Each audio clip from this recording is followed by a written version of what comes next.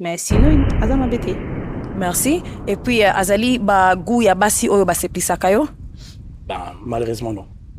Okoyebisa biso mpo nini? Trop maquillé. Ok. Maquillé. Ok, merci. Toya boye. Ok, tozwaki mpe susu balo moko awa. Soki okoki kopesa biso kombo na yo na age? Kombo na après-midi, dans la 22 ans. Merci. Opasuli balo na yo mpo nini? Nanga mbala mwindu te. Bala mwindu te. Ape mukuse. Lukwanga. Mezo ba mibali mingi baza mikuse me baleki yo na mulai. Kanga mulai koleka. Ok, merci. Après-midi, azali bajar ya basi oyo baseplisaka yo? Ouais. Azaba genre. Ok, merci. Ok, to continue awa. Kombo na yo na age? Kombo nanga Rebecca, naza 25 ans. Merci Rebecca. Opasuli balo na yo mpo nini?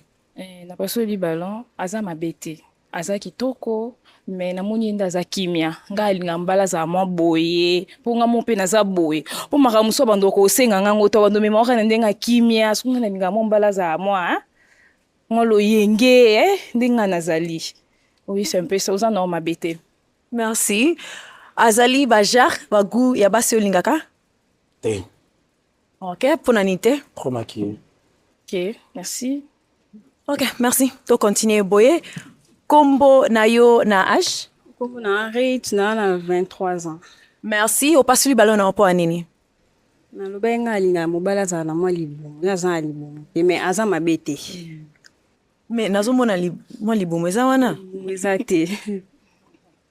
Ya boye te ezala koleka. Koleka. Ok, merci. Azali bajar na yo? Bon, pas vraiment. Aza pas mal, mais... Accoutrement, ne sait pas se mettre. Ok, merci. To ya boye. Kombo na yo na age? Jennifer, 23 ans. Merci. Et puis, opasuli balo na yo mpo nini? Déjà, mon naza mukuse parce que là, ti sabo ya montante. Et puis, hormis ça, c'est vraiment ça parce qu'il est court, mais il est beau, il est pas mal. Oza molai ndenge nini? 1m75. Et bon yo? 1m67. Aka mulai na. Si, mais quand j'ai vu ce qu'il a mis au Alati, ça prouve directement qu'il n'est pas vraiment élancé. Donc, on est thématicien. Ok, merci. Azali bajar ya basi oyo osepla na bango te? Pona nini te? Taille. Attends, bien te. Ok, merci. To continue boye. Kombo na age? Brenda, j'ai 24 ans. Merci Brenda. Opasuli balo na mpo nini? Na passion parce que aza bagu nanga te. Na ndenge nini? Il est beau. Bagu nanga te, couleur, taille, non. Ok, merci. Et bon, pour na Brenda, ce qu'on monie quelque part, ok, c'est plané. T'es accoutrement. C'est pas dans style unité. C'est pas une stylité. Ouais.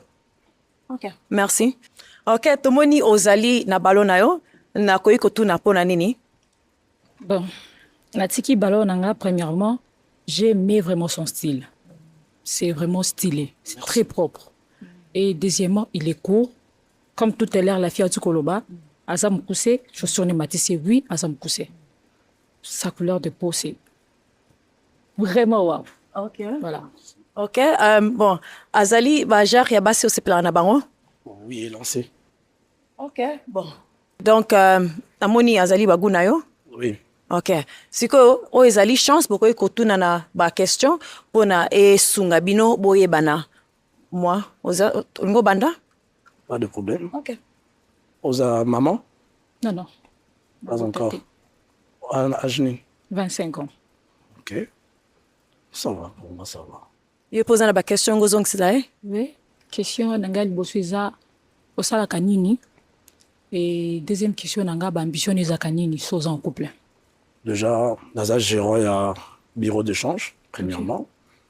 Ambition comme mon balignon, il faut stable. Vous avez une référence, mort quelconque. Okay. Moi, c'est mon ressort qui mon bébé qui a une référence. Okay. Déjà, moi, je père aussi, moi, pour moi, qui me dit colo et non, à zone son assez. Ok. Voilà. Donc, ça. Ok. Ngo baksa question mususu? C'est tout. Ça va. Ok, bon, to ya awa kasi. Ça va to poussa na awa. toya awa pusana mwa ndambu boye na droite na yo.